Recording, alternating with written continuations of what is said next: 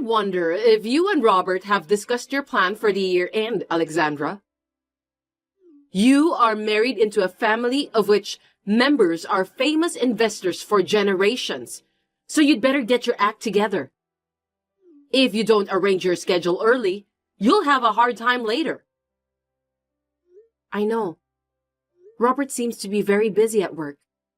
I can't make a definite appointment since it depends on his workload. We're thinking to come and greet you on the New Year's Day. New Year's Day? Stop kidding me! What? Why? You need to help me with the cooking and cleaning too. You're my son's wife, aren't you? Cleaning and cooking? We are preparing a little bit at our place, so we don't plan on doing anything extravagant for New Year's Eve. We don't have kids, so it won't be time-consuming. I might go wash the car, though. What are you talking about? I know your house is a mess. I'm talking about cleaning up my house, not your house. Sorry about that. What are you going to do then? I told you to come over here and clean up. You should have understood that. I wonder if you are really aware of your responsibility as my son's wife. Robert is working, so I don't think I should go alone. I'm sorry, but I don't think I can help you to clean up your house. What did you say? Robert can come over later. First of all, it's common sense for you to come home early to do the cleaning and make the festivities. Can't you even understand that? Huh? Is that common sense? I've never heard about such thing before. In a wealthy family like ours, that's the norm everywhere. You'd better remember that. As my son's wife, it's your duty. Our cooking class will be closed from late December.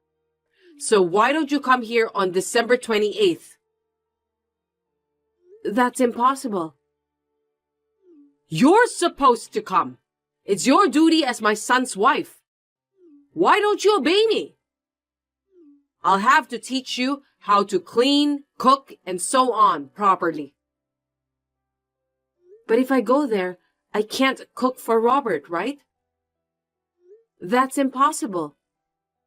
I'm his wife, so I can't just leave him alone. Besides, it takes 2 hours to get to your house, so I can't even make a day trip. You can do that if you just get up early in the morning and get ready. You're just not good at time management.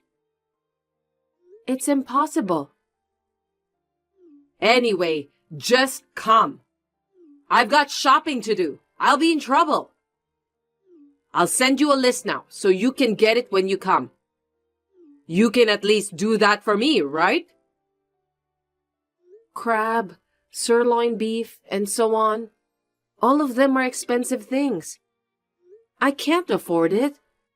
Will you pay for that? We really can't afford it. Are you kidding me? I'm the teacher. You need to pay for the materials as a student. Real good stuff doesn't come cheap. That may be true, but I have a life here too. Don't talk nonsense. Just do as you are told to.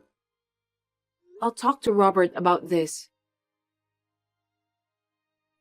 I ended the message with my mother-in-law and told Robert about it when he came home that night. Robert looked a little peeved and said he'll let his mother know that we won't pay a visit to her in late December.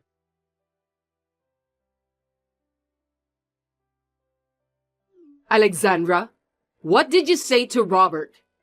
He called me out of the blue this morning and told me to stop bullying you. You said something nasty to him, didn't you? I just told him what I said to you yesterday. I didn't lie.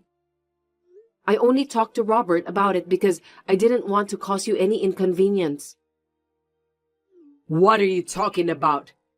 You're such a useless woman. It's your duty to make things work out, isn't it? You really don't know anything about common sense. You may be young, but you lack knowledge. That's quite a rude thing to say, Umbriel. It's the first time anyone ever said that to me.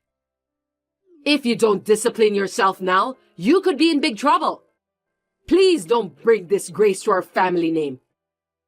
You know that our family has been famous for generations, right? I didn't do anything that will dishonor the family. You didn't do your duty. Our ancestors became great warriors because they did their duty properly. So you must learn from them. Is that clear? I understand. As Robert's wife, I will do my best. That's not what I mean.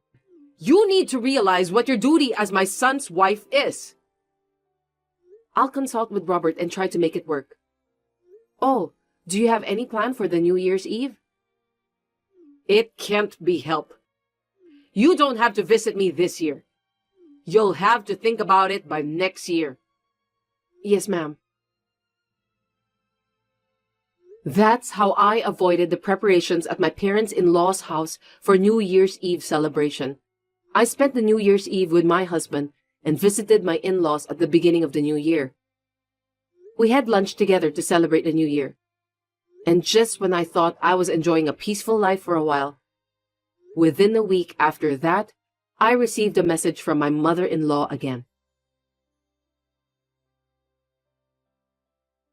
Alexandra, do you have a knowledge about how to apply for final tax returns? Final tax returns? I don't know much about it, but I think I know as much as anyone else. Oh, well, I guess that means you can do it. What do you mean by that? I only know as much as anyone else. That means you know how to do it, right? Well, yes. I want you to do my final tax return.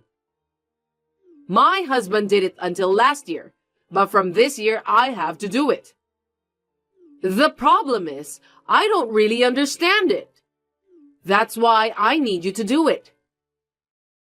You're currently living on your husband's pension, right? Yes. What's with that? In that case, it should be tax-free. Tax-free? It means you don't have to file a final tax return for that. Oh, really? But if you have other income, you need to pay tax. You are teaching your own cooking classes, right? You need to apply for a final tax return in that case. Is that so? I'm stumped. I don't know what to do. I really don't know. If the income from your class is less than $2,000 a year, I think you don't have to do it. But in your case, it must be over $2,000 a year since you have many students. Don't worry, it's just a hobby. I don't earn that much. In that case, I don't have to file a final tax return, right? I think so. But I'm not an expert in such things, so I think it's better to ask a professional. I think you should go to a consultation at the tax office. It's free anyway. Yes, I'll think about it. There was nothing wrong with the messages we exchanged, but most of the messages I received from Umbriel were quite rude. She always tries to force me to do whatever she wants. To be honest, both my husband and I were getting fed up with her behavior. Still, nothing was that bad, so we were still able to put up with it. But then, we received another message from my mother-in-law that astonished us.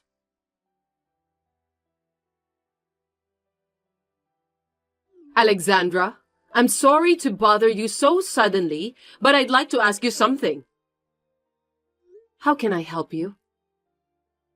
This is just a hypothetical question. If I give you some money, will you break up with Robert? Huh? I said it's a hypothetical question. You can use your imagination to answer that. What do you think? Do you know what you're talking about? Are you asking me to sell Robert for money? Even if it were hypothetical, it's impossible. I told you to just use your imagination. I can't imagine myself doing that. You're so inconsiderate. It's just some sort of joke. It's not an unusual thing. But I think it's quite a vulgar thing to say. Even though you are my mother-in-law, it's still unforgivable. To tell you the truth, there's a woman I know who comes from a prominent family like ours. The daughter of that family seems to have fallen in love with Robert. She's a wonderful daughter. That's hypothetical, right? Seems that Robert also likes her. He's quite serious about this matter. So I'm going to pay you and ask you to divorce Robert. Tell me what you think. I told you that even if it were hypothetical, I can't imagine such a thing. We are living in a modern world. Well, it won't be hypothetical in the near future, so just be prepared for that. Please don't do that. I really hate that kind of thing. After the somewhat creepy and uncomfortable exchange of messages was over, this time, Robert called me to tell me that he had been summoned to his parents' house for an emergency and that he had no choice but to go there. I have a bad feeling about this. Robert told me that he would be late and that I could go to bed first. But I couldn't go to sleep, so I decided to stay up and wait for him. When Robert came home before midnight, he was a little surprised to see me up and waiting for him. He didn't say much and was acting a little strange. He said he was tired and was about to go to bed, but I forced him to tell me what happened at his parents' house. He was a little hesitant, but he told me about what happened. The next day, I contacted my mother-in-law. Hello, Umbriel. Can you please explain everything to me? Oh, Alexandra, what's wrong? Robert told me about what you said to him. So the story about the wealthy woman was only half true. You were lying, weren't you? I didn't expect you to believe me. It's all going to come true anyway. What do you mean by that? Besides, why are you taking the liberty of saying that I'm supposed to be happy to get the money out of your pocket and break up with Robert? I never said anything like that. Please stop making things up on your own. That's why I said it would happen in the end. Because you didn't listen to me properly. Of course, Robert would rather have a daughter from a wealthy family than someone like you. The fact that you listened to me so patiently is the best proof of that. I'll give you the money, and I want you to leave my son. I have received an offer from the daughter of a wealthy family. If I don't do something, my family name will be dishonored. I couldn't believe it when I heard you told Robert that I had agreed to leave him. If someone told you about that all of a sudden, of course you'll be surprised, won't you? That's how you lied to us and tried to separate us from each other, right? What a cruel thing to do. I don't think so. I'm going to pay you anyway. Robert will get married to the woman from a wealthy family, so all of us will end up living a happy life. You'll be a little rich too, since you'll receive the money from me. Robert and I have no intention of leaving each other. If you don't listen to me, I'll think about another plan to make my wishes come true. That night, I showed Robert all the messages with my mother-in-law when he came home. Then we talked about our future plans. We all agreed that things are going to get worse if we don't do something about it. We were worried about the situation alone, so we told my parents about the situation and asked for their help. When we had a plan in place, I contacted my mother-in-law again.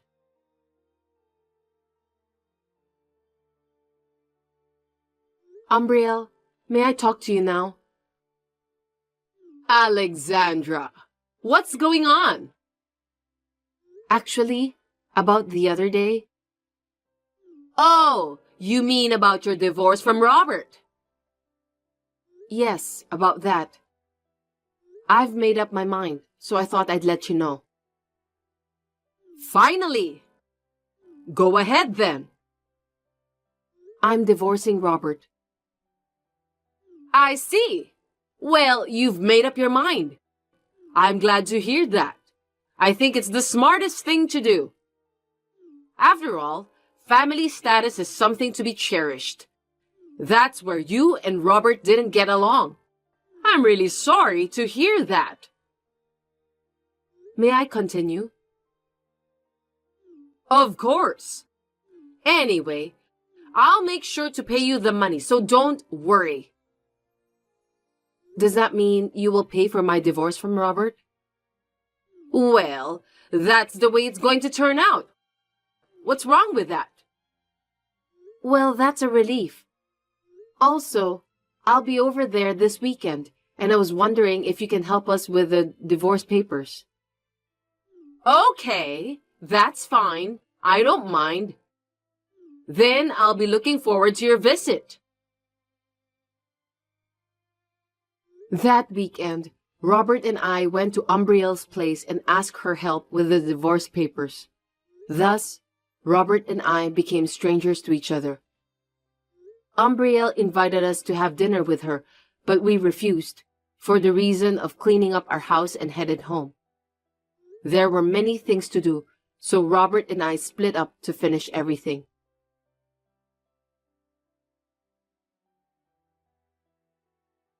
Alexandra, is this a good time for you to talk? Yes, ma'am. It's been a while, isn't it? Why did you address me like that? What? Because Robert and I are divorced. You are not my mother-in-law anymore, right? We are strangers. That's true, but... Did I say something funny? No, you didn't. I wonder if you've been in touch with Robert. Why? Robert and I are divorced. I know that, but I can't get in touch with him. He hasn't sent me any money for this month. I didn't know about that. I'm no longer his wife. I'm really troubled. But you can cover your living costs with the tuition fees from the cooking class, right? We've had a few more students recently, but that's not enough. I'm having a hard time making ends meet. You've had more students? Congratulations on that. Then you must have a good amount of tuition fees coming in, don't you? Even so, it's just a modest amount of $1,000 a month. I was counting on Robert to pay me every month, but he hasn't contacted me. I know you're going through a lot, but I wish you the best of luck.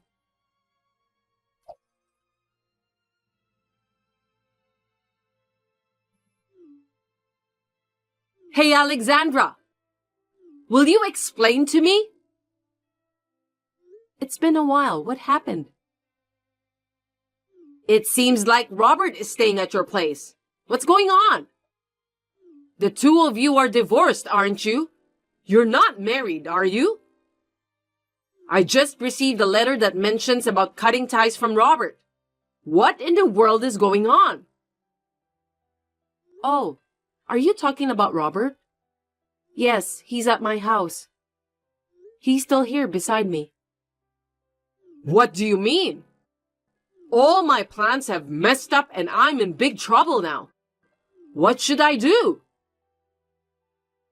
Are you talking about your plan to get Robert marrying the daughter of a wealthy family, wipe out your debts, and double your allowance each month? What? How do you know about that? I heard it from the wealthy family you mentioned, before me and Robert got divorced. Huh? What do you mean? Here's what I mean. The plan was to get a divorce once, then cut ties with you and remarry in the end. That's how it was going to be. By the way, Robert has changed his job and his address too. So there's no way you can find us. Oh no! You tricked me, didn't you? Anyway, the wealthy family you mentioned before was surprised. They told me that they were only joking about having their daughter marrying Robert, but it seems that you took it so seriously. I thought they were serious. For your information, the daughter of that wealthy family already has a boyfriend. You can't force her to break up with her boyfriend, can you? It's not too late. Just tell Robert to come home as soon as possible. If he doesn't do that, the family house will be taken away. Do you really have that much debts? How much money do you owe? Anyway, you still haven't given me the money you promised me when me and Robert got divorced. What are you talking about? I'm just kidding. But there's something else I need to tell you. What? When we talked about filing tax returns, I told you that $2,000 a year is tax-free. So what? You said the other day that you earn about $10,000 a year, right? Did you file your final tax return for that? I didn't. I thought so. I don't understand about what you're trying to tell me. If you haven't, I think that would be considered as tax evasion. Seriously? That's not good. Can't you do something about it? There's nothing we can do. That's why I said you should at least ask for advice from the professionals. I gave you good advice, you know that. Can you keep this as a secret? I'll do it properly next year. It's too late to do it properly next year. You told me that a member of a wealthy family must do his or her duty properly, didn't you? You're right. It would be a shame to get arrested. You're helping me, aren't you? Thank you. If you don't do your duty by yourself properly, you will dishonor the family. I agree with that wholeheartedly. Oh no. As a good U.S. citizen, I think we have to fulfill our duties to pay the tax. That's what everyone else is doing. So I already reported about that to the authorities. Huh? How dare you? I'm sure you'll have some auditors entering your house soon for investigation. Please take care of that. You're kidding, right? Tell me that it's just a joke, Alexandra. I'm sorry, but it's true. I don't want that. My family will be dishonored.